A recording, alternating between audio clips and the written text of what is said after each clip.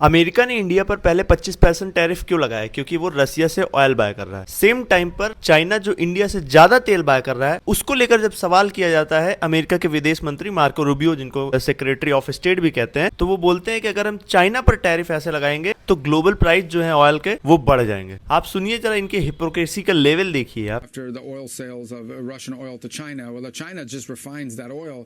That oil is then sold into the global marketplace, and anyone who's buying that oil would be paying more for it, or if it doesn't exist, would have to find an alternative source for it. सोचिए आप जरा ये किस तरीके से भारत को सिर्फ global level पर फ्रीज करने की कोशिश की जा रही है। महंगाई देश में बढ़ जाए, वर्ल्ड लेवल पे जितना साख बढ़ी है भारत की वो गिर जाए, ये सिर्फ भारत को दबाने की प्लानिंग है। आप देखिए एक तरफ ये बयान दिया जा रहा है और दूसरी तरफ ट्रंप के ही शासन में रसिया के साथ 20% उनके बायलैटरल ट्रेड बढ़ गए। तो दुनिया के ऊपर आप सैंक्शंस किस मुंह से लगा रहे हैं भाई, किस लॉजिक से लगा रहे हैं? और पता नहीं क्या दुनिया के देशों के पास क्या आंखें नहीं है, कान नहीं है, या फिर उन्हें हकीकत या सच्चाई नहीं बताई जा रही है। मतलब मुझे नहीं पता कि ये किस लेवल की कॉन्स्पिरेसी चल रही है, लेकिन है बहुत बड़ी कॉन्स्पिरेसी इसके पीछे, ये आप जरूर समझ लीजिए। दूसरा चीज, ये अभी तक इंडिया पाकिस्तान के सीज फायर के पीछे पड़े हुए हैं। इनका मानना यही है कि भारत पाकिस्तान के बीच जो लड़ाई रुकी वो सिर्फ देन अमेरिका की है। मार्को रूबियो कहते हैं कि हमने जितनी भी फाइट्स रुकवाई उनके बीच जो सीज फायर हुआ उसको डेली मॉनिटरिंग करनी पड़ती है। भाई साहब, मतलब आप अमेरिका की सिक्योरिटी के लिए गोल्डन डोम बना रहे हो, आपको रसिया से खतरा है, आपको ईरान से खतरा है, आप अपनी सिक्योरिटी नहीं देख पा रहे हैं, ये यहाँ भारत की सिक्योरिटी देखने आ रहे हैं। The only way to have a ceasefire is for both sides to agree to stop firing at one another.